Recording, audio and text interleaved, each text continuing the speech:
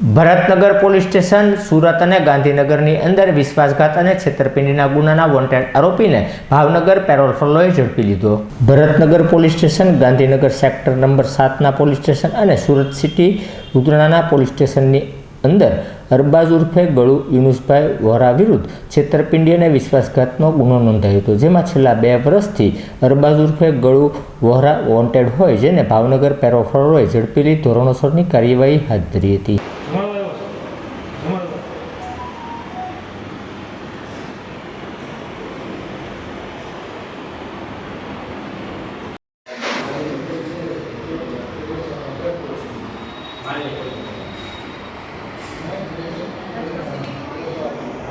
મારી મેન